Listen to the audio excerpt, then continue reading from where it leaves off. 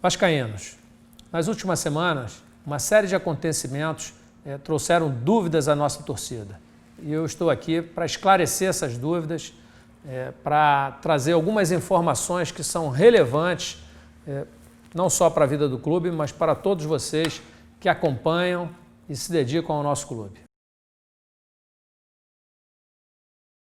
Bom, primeiro eu queria deixar bem claro que são divergências, a meu ver, pequenas.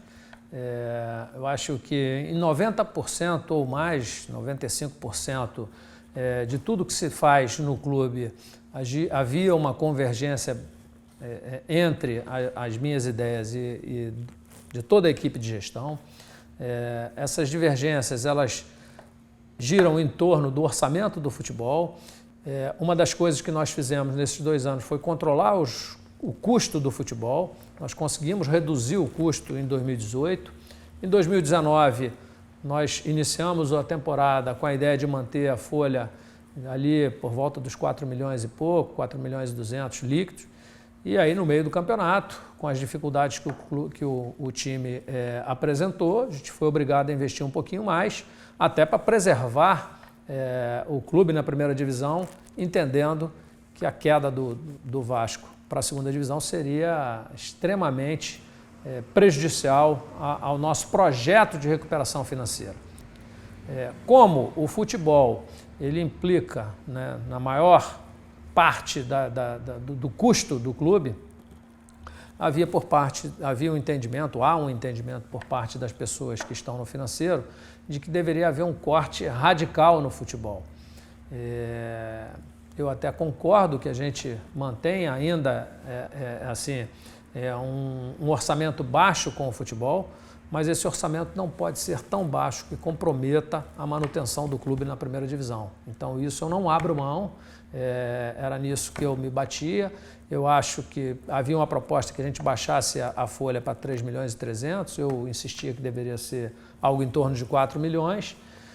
Entendo que essa diferença não deve ser encarada como gasto, mas sim como investimento, porque eu acho que a partir do momento que você tem uma equipe mais qualificada, você tem premiações maiores no Campeonato Brasileiro, na Copa do Brasil, na Sul-Americana, você consegue uma fidelidade maior do sócio-torcedor, que também vai trazer recursos. Então essa diferença, eu acho que ela facilmente se paga a partir dessas receitas que eu acabo de dizer. O que a gente tem que pesar é o quanto se pode arriscar, né? Até onde se pode arriscar. E sinceramente, eu acho que um investimento de 4 milhões e 300 para o futebol não é um grande investimento, mas é suficiente para você ter uma certa segurança, uma certa garantia da manutenção do clube na Série A e brigando ali do meio da tabela para cima. Investimento de 3.300 significaria não renovar nenhum dos contratos, né, daqueles que venceram, todos esses jogadores que deixaram o clube, e não trazer nenhum reforço, ou seja, jogar basicamente com aqueles que ficaram e a divisão de base, né, com o sub-20. Eu concordo que nós temos que usar a divisão de base, que nós temos que usar a nossa base, que é uma base forte, mas a gente não pode colocar toda a expectativa em cima dos meninos, porque eles precisam de tempo para amadurecer e dar a resposta que nós esperamos. Tenho trabalhado para isso, é fácil de ver, vários jogadores nós dispensamos no final do ano, trabalhamos para emprestar alguns jogadores que não seriam utilizados.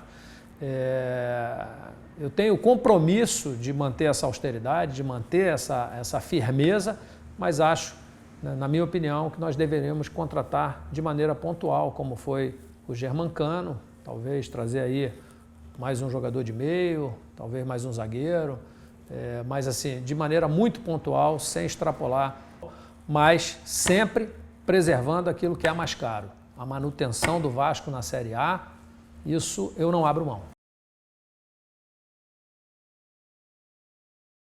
Olha, nós tínhamos a intenção de renovar com o Rossi, mas até em linha com essa austeridade financeira, nós propusemos ao atleta a renovação do contrato pelos mesmos valores, pelo mesmo valor que ele recebia no contrato anterior. E depois de algumas conversas, o seu empresário disse para o Mazzuco que eles tinham uma proposta para receber o dobro do que recebia no Vasco e mais luvas. E o Vasco, lamentavelmente, não tem condições de cobrir essa oferta. Então, por isso a gente não renovou com o Rossi. A gente sabe qual o valor do salário do Dedé. Existe uma diferença grande entre aquilo que ele recebia nesse contrato e o que a gente pode pagar. Uma vez que ele esteja livre, que ele rescinda o contrato de alguma forma com o seu atual clube, ele estando livre, existe o interesse do Vasco, claro, mas sempre dentro desse nosso planejamento de manutenção de uma folha salarial enxuta. O Guarim é um atleta que caiu nas graças da torcida, a gente sabe que é um atleta qualificado, que se identificou muito com o clube. O Vasco tem total interesse na sua manutenção, mas, entretanto, nós ainda temos uma divergência, uma diferença entre aquilo que o clube propõe e o que o atleta entende como sendo o necessário para que ele renove o contrato. Obviamente, a gente ainda nutre a expectativa de renovar o contrato, de fazer um novo contrato com o jogador. Estamos ainda mantendo conversas com o seu procurador e, quem sabe, um pouco mais de flexibilidade de lá e de cá, a gente consiga chegar a um denominador comum. Desde que nós assumimos o clube em 2018, nós procuramos manter uma austeridade muito grande no que diz respeito à recuperação financeira do clube. Então, desde o início, nós buscamos reduzir os custos e eles foram muito bem controlados nos anos de 18 e 19. Isso não é suficiente. Isso não é suficiente porque existe um endividamento muito grande, que era da ordem de 680 milhões em 18, nós conseguimos baixar para algo em torno de 580 ao final do ano, ou seja, iniciamos o ano de 19 com uma dívida de 580 milhões e essa dívida ela bate a porta todo dia, ela compromete o nosso caixa. Por mais que a gente produza, por mais que a gente consiga aumentar as receitas, essa dívida ela consome esses recursos. Nós tivemos um ano de 19 ainda muito difícil, né? Isso era esperado por conta do tamanho da nossa dívida e assim, especialmente porque é uma dívida de curto prazo, ou seja, é aquele credor que já está há muito tempo esperando para receber, que já está via judicial cobrando o clube, quer seja por penhora, quer seja por bloqueio de bens. Por outro lado, o ano de 19, nós não tivemos venda de nenhum ativo, de nenhum jogador, o marketing não respondeu da maneira que nós esperávamos, muito em função das condições do próprio país, da crise que o país enfrenta, e nós, além disso, por conta de penhoras e de comprometimento dos nossos recebíveis junto à TV, só para que vocês tenham uma ideia, entre janeiro e outubro, nós não tivemos a entrada de nenhum recurso oriundo da televisão. Então, nós tivemos que nos manter de janeiro a outubro sem nenhum recurso da TV. Só em outubro é que entrou alguma coisa que não foi nem suficiente para pagamento de uma folha salarial. E aí existia uma expectativa de, em dezembro, né, com o pagamento de uma parcela maior que faz parte da premiação do Campeonato Brasileiro, que nós recebêssemos algo em torno de 22 milhões. Ocorre que existiam 15 penhoras incidindo diretamente em cima da Globo. Nós já vínhamos trabalhando desde o meio do ano uma operação com a Globo para que nós pudéssemos tratar essas penhoras, ou seja, pegar um recurso e com esse recurso a gente conseguiu pagar essas penhoras com um deságio, com um desconto da ordem de 40%. E aí a PGFN penhorou todos os 22 milhões e nós conseguimos negociar, a meu ver, muito bem com a PGFN, mas tivemos que disponibilizar desses recursos algo em torno de 8 milhões. Com essa operação que foi realizada e a retirada dessas penhoras, não sobrou praticamente nenhum recurso oriundo da TV. E aí, com isso, nós não conseguimos honrar com os compromissos de folha salarial de funcionários e de atletas. E agora nós estamos trabalhando num novo contrato de publicidade, de patrocínio, mais o patrocínio da Avan, para com esses recursos, então, a gente saldar esses compromissos.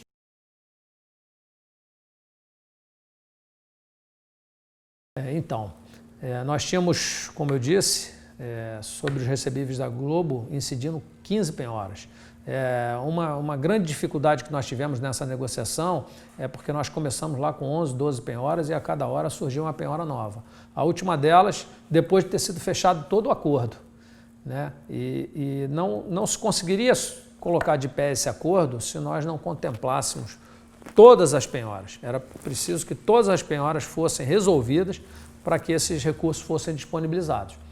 Então, de última hora surgiram duas penhoras, uma delas de R$600 mil, e que nós acabamos tendo que incluir nessa negociação. Isso totalizava algo em torno de 63 milhões. Através dessas negociações, nós conseguimos um desconto, baixando para 45 milhões, pagamos 24 milhões à vista e conseguimos parcelar o restante aí pelos próximos 2 anos. Então, acho que isso foi um grande feito, foi uma grande conquista. Isso faz parte de um trabalho que nós temos feito ao longo de todo o ano para dar tratamento a esse endividamento do clube, não o fiscal, porque esse especialmente uma grande parte está resolvida no Profut, mas esse civil e trabalhista que sufoca o clube, né? Então, essa primeira operação, nós baixamos essa dívida e a ideia é uma outra operação em sequência para que a gente pague uma boa parte dessa dívida com um desconto grande. Isso é o que vai conseguir aliviar o fluxo de caixa do clube para que ele possa voltar a honrar com os seus compromissos. Mas isso não é um trabalho fácil, é um trabalho que tem sido feito aí ao longo dos meses, depende de muita negociação. Esses acordos que foram feitos são de dívidas antigas. Então, só para citar aqui, a gente pagou dívida do parceiro que trouxe a Eletrobras, de ex-atletas, né, do passado, e uma série de outras empresas que com dívidas que vinham sendo roladas há mais de 10 anos. Então, o meu tratamento com os atletas e a comissão técnica do clube sempre foi muito transparente. Dizer para eles, mostrar para eles qual era a nossa dificuldade e o que o clube estava fazendo. Então, olha, o clube está trabalhando essa situação aqui, essa operação, para trazer esse recurso e com isso pagar o salário, ou pagar isso, ou pagar aquilo. E sempre houve um ótimo diálogo entre a direção e os atletas, que por sinal sempre foram muito parceiros. Sempre vestiram de fato a camisa do clube. Em 2019 nós tivemos esse exemplo, com todos os atrasos, com todas as dificuldades, eles se dedicaram ao máximo, óbvio, fazendo as cobranças quando achavam que precisavam cobrar, que precisavam entender o que estava acontecendo, mas sempre entendendo o lado do clube e abraçando a causa do clube, né? Especialmente através do seu capitão, do Castan, que foi sempre uma pessoa muito firme, muito reta, mas não só ele, de outras lideranças do grupo, como Fernando Miguel, enfim, vários outros, Pikachu, Ramon, Então sempre houve um diálogo muito franco entre a direção e os atletas, como o que aconteceu agora recentemente. Eu estive na concentração, logo após a apresentação dos atletas, e tive uma conversa com os jogadores. Bom, do ponto de vista financeiro e esportivo, acho que vai ser ainda um ano bastante difícil para o clube, um ano em que a gente ainda tem um impacto grande do endividamento e que vai precisar ainda manter os cintos apertados, né?